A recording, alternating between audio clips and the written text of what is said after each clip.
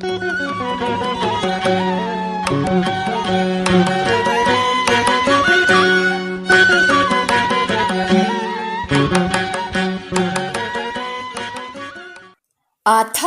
ಚತುರ್ಥೋಧ್ಯಾಯಃ ಜ್ಞಾನ ಕರ್ಮ ಸನ್ಯಾಸ ಯೋಗಃ.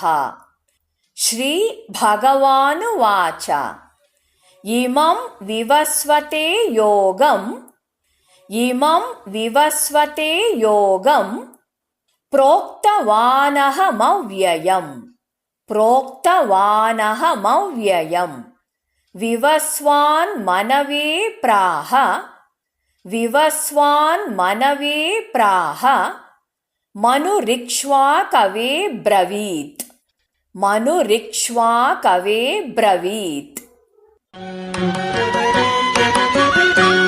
ಹೇಳಿಕೊಡುವುದನ್ನು ಅನುಸರಿಸಿ. ಅಥ ಚತುರ್ಥೋಧ್ಯಾಯಃ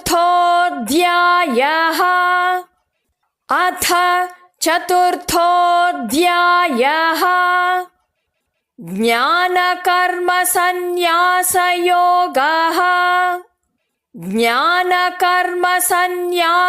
ಯೋಗಃ. ಶ್ರೀ ಭಗವಾನುವಾಚ ಇಮಂ ವಿವಸ್ವತೆ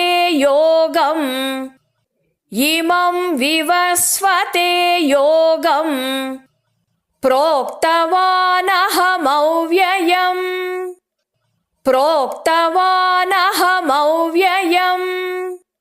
ವಿವಸ್ವಾನ್ ಮನವೇ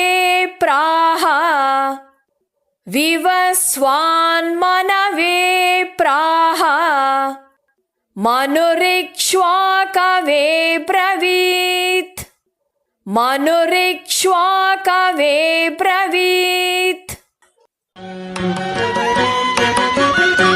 ಪೂರ್ಣ ಶ್ಲೋಕವನ್ನು ಅಭ್ಯಾಸ ಮಾಡೋಣ. ಅಥ ಚತುರ್ಥೋಧ್ಯಾಯಃ ಜ್ಞಾನ ಕರ್ಮ ಸನ್ಯಾಸ ಯೋಗಃ.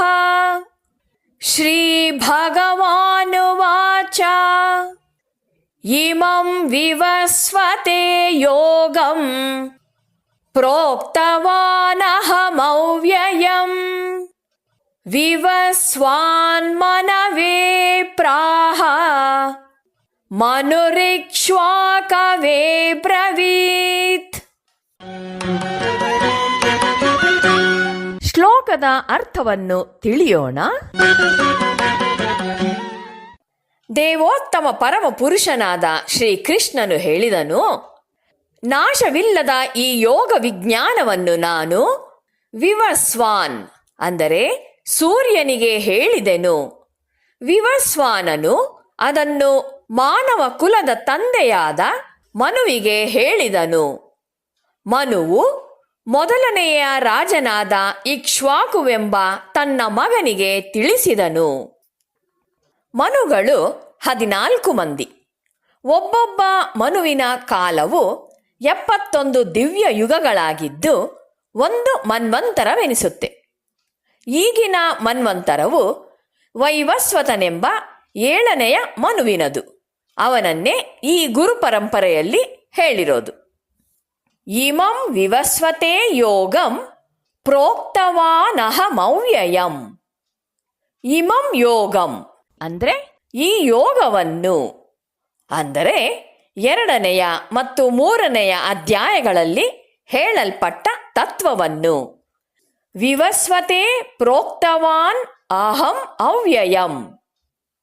ವಿವಸ್ವತೆ ಅಂದರೆ ಸೂರ್ಯನಿಗೆ, ಪ್ರೋಕ್ತವಾನ್ ಹೇಳಿದೆನು, ಅಹಂ ಅಂದರೆ ನಾನು, ಇಮಂ ಈ, ಅವ್ಯಯಂ ಅಂದರೆ ಅವಿನಾಶಿಯಾದ ಈ ನಾಶವಿಲ್ಲದ ಯೋಗವನ್ನು ನಾನು ವಿವಸ್ವಂತನಿಗೆ ಹೇಳಿದೆನು.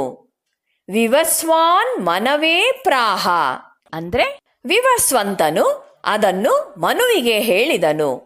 ಮನುರಿಕ್ಷ್ವಾಕವೇ ಬ್ರವೀತ್ ಅಂದರೆ ಮನುವು ಅದನ್ನು ಇಕ್ಷ್ವಾಕುವಿಗೆ ಹೇಳಿದನು. ಶ್ರೀಕೃಷ್ಣ ಹೇಳ್ತಾನೆ, ಈ ಅವ್ಯಯವಾದ ಯೋಗವನ್ನು ಸೃಷ್ಟಿಯ ಆರಂಭದಲ್ಲಿ ಸೂರ್ಯನಿಗೆ ಹೇಳಿದೆ ಅಂತ. ಅನಾಸಕ್ತಿಯಿಂದ ಕರ್ಮ ಮಾಡೋದು, ಸಮತ್ವವೇ ಯೋಗ ಅನ್ನೋದು, ಕರ್ಮ ಮಾಡಿಯೂ ಅದರ ಫಲಕ್ಕೆ ಬೀಳದಿರುವ ಕರ್ಮ ಕೌಶಲವನ್ನ ಇದೇ ಪ್ರಥಮ ಬಾರಿಯಲ್ಲ ಹೇಳ್ತಾ ಇರೋದು.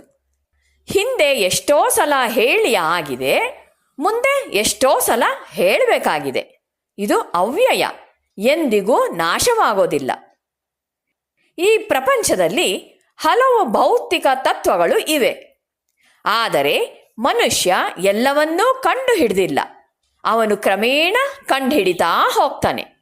ಆದರೆ ಆ ನಿಯಮವೇನೋ ಇವನು ಕಂಡುಹಿಡಿದ ಮೇಲೆ ಜಾರಿಗೆ ಬಂದಂತೆ ತೋರಿದರೂ ಅದು ಯಾವಾಗಲೂ ಪೂರ್ವದಿಂದಲೂ ಇತ್ತು. ಉದಾಹರಣೆಗೆ, ನ್ಯೂಟನ್ ಎನ್ನುವವನು ಆಕರ್ಷಣ ಸಿದ್ಧಾಂತವನ್ನು ಕಂಡುಹಿಡಿದ. ಆದರೆ ಅದಕ್ಕೆ ಮುಂಚೆನೂ ಆ ನಿಯಮ ಜಾರಿಯಲ್ಲಿತ್ತು. ಆದರೆ ಅದು ನಮಗೆ ಗೊತ್ತಿರಲಿಲ್ಲ. ಅದರಂತೆಯೇ ಆಧ್ಯಾತ್ಮಿಕ ಪ್ರಪಂಚದ ಸೂಕ್ಷ್ಮ ನಿಯಮಗಳು ಈ ಪ್ರಪಂಚದಲ್ಲಿವೆ. ಸಾಧನೆ ಮಾಡಿ ಜೀವನದಲ್ಲಿ ಮುಂದುವರಿದು ಹೋದ ವ್ಯಕ್ತಿಗಳು ಅದನ್ನು ಕಂಡು ಹಿಡಿಯುವರು, ಇತರರಿಗೆ ಅದನ್ನು ಹೇಳ್ತಾರೆ. ಈ ನಿಯಮ ಯಾರಿಗೆ ಗೊತ್ತಿಲ್ಲದೆ ಇದ್ದರೂ ಅದೇನು ನಾಶವಾಗೋದಿಲ್ಲ, ಅದು ಸದಾ ಸ್ಪಂದಿಸ್ತಾ ಇರುತ್ತೆ. ಇದನ್ನು ಹೀಗೆ ಕಂಪೇರ್ ಮಾಡ್ತಾರೆ. ಆಕಾಶದಲ್ಲಿ ರೇಡಿಯೋ ಸಂಗೀತ ವಿದ್ಯುತ್ ಅಲೆಗಳಂತೆ ತೇಲ್ತಾ ಇವೆ. ನಮ್ಮ ಹತ್ತಿರ ರೇಡಿಯೋ ಇದ್ದರೆ ಅದನ್ನು ಟ್ಯೂನ್ ಮಾಡಿದರೆ ಕೇಳ್ತೇವೆ. ಆದರೆ ಟ್ಯೂನ್ ಮಾಡದೇ ಇದ್ದರೆ ಇಲ್ಲವೇ ಇಲ್ಲ ಅಂತ ಅಲ್ಲ, ಅದಂತೂ ಚಿರಜಾಗೃತವಾಗಿ ಸ್ಪಂದಿಸ್ತಾ ಇರುತ್ತೆ ಅಂತ.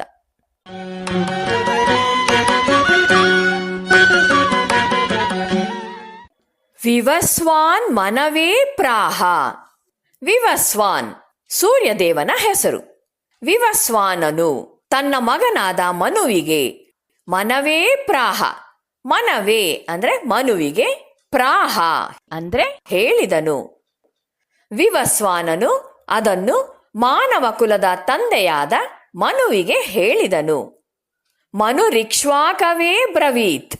ಮನುಹು ಅಂದ್ರೆ ಮನುವು, ಇಕ್ಷ್ವಾಕವೇ ರಾಜ ಇಕ್ಷ್ವಾಕುವಿಗೆ, ಅಬ್ರವೀತ್ ಅಂದ್ರೆ ಹೇಳಿದನು.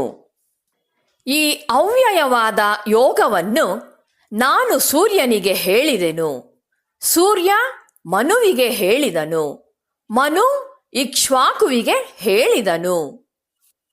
ವೇದ ಎನ್ನುವ ಶಬ್ದವು ವಿದ್ ಎಂಬ ಧಾತುವಿನಿಂದ ಉತ್ಪತ್ತಿಯಾಗಿರೋದು. ವಿದ್ ಅಂದರೆ ತಿಳಿಯುವುದು ಅಂತ ಅರ್ಥ. ಆದ್ರಿಂದ ವೇದ ಅಂದರೆ ಜ್ಞಾನ ಅಂತ ಅರ್ಥ. ಮನುಷ್ಯನಲ್ಲಡಗಿರುವ ಆತ್ಮನ ಜ್ಞಾನವನ್ನು ಮತ್ತು ಅದಕ್ಕೆ ಬೇಕಾದ ಸಾಧನ ಮಾರ್ಗಗಳನ್ನು ತಿಳಿಸುವುದೇ ವೇದಗಳ ಮುಖ್ಯ ವಿಷಯ. ಇದು ಸನಾತನವಾದುದು. ವೇದದಲ್ಲಿರುವ ಸತ್ಯವನ್ನೇ ತಾನು ಹೇಳ್ತಾ ಇರೋದು ಅಂತ ಭಗವಂತ ಇಲ್ಲಿ ಹೇಳ್ತಿದ್ದಾನೆ. ಸೃಷ್ಟಿಯ ಆರಂಭದಲ್ಲಿ ತಾನೇ ಸ್ವತಃ ವೇದದ ಜ್ಞಾನವನ್ನು ಸೂರ್ಯನಿಗೆ ತಿಳಿಸಿದುದಾಗಿಯೂ, ಸೂರ್ಯದೇವನು ಅದನ್ನು ತನ್ನ ಮಗನಾದ ಮನುವಿಗೆ ಕಲಿಸಿದುದಾಗಿಯೂ, ಮನುವು ಮೊದಲನೆಯ ರಾಜನಾದ ಇಕ್ಷ್ವಾಕುವೆಂಬ ತನ್ನ ಮಗನಿಗೆ ಕಲಿಸಿದುದಾಗಿಯೂ ಭಗವಂತನು ಘೋಷಿಸ್ತಾನೆ. ಇಕ್ಷ್ವಾಕು ಇವನ ವಂಶದಲ್ಲಿಯೇ ಮುಂದೆ ಶ್ರೀರಾಮ ಹುಟ್ಟಿದ್ದು. ವೇದದ ವಿಷಯವು ಆತ್ಮಜ್ಞಾನವಾದುದರಿಂದ ಅದನ್ನು ಸಂಪೂರ್ಣವಾಗಿ ವಿವರಿಸೋದು ಅಸಾಧ್ಯವಾದ ಕೆಲಸ. ಆತ್ಮಾನುಭವವನ್ನ ಶಬ್ದಗಳಲ್ಲಿ ವಿವರಿಸಲು ಆಗೋದೇ ಇಲ್ಲ. ಆದ್ದರಿಂದ ಸ್ವತಃ ಈ ವೇದಾಂತ ಗ್ರಂಥಗಳನ್ನು ಅಧ್ಯಯನ ಮಾಡುವವನಿಗೆ ಅದು ಅರ್ಥ ಆಗೋದಿರಲಿ, ಅದನ್ನು ಅವನು ತಪ್ಪು ತಪ್ಪಾಗಿ ಗ್ರಹಿಸೋದು ಖಂಡಿತ. ಆದ್ದರಿಂದಲೇ ಭಾರತದಲ್ಲಿ ಗುರುಗಳ ಮುಖೇನ ಗ್ರಂಥಗಳನ್ನು ಅಧ್ಯಯನ ಮಾಡೋದು ಅನಾದಿ ಕಾಲದಿಂದಲೂ ಬಂದ ಸತ್ಸಂಪ್ರದಾಯ. ಆತ್ಮಾನುಭವವನ್ನ ಪಡೆದ ಗುರುಗಳು ಅನೇಕರು ಇಂದಿಗೂ ಇದ್ದಾರೆ. ಹೀಗೆ ಗುರುಗಳಿಂದ ಶಿಷ್ಯನಿಗೆ ಕೊಡಲ್ಪಟ್ಟ ಈ ಬ್ರಹ್ಮವಿದ್ಯೆಯ ಅತಿ ಪ್ರಾಚೀನ ಪರಂಪರೆಯನ್ನ ಇಲ್ಲಿ ಎತ್ತಿ ಹಿಡಿಯಲಾಗಿದೆ.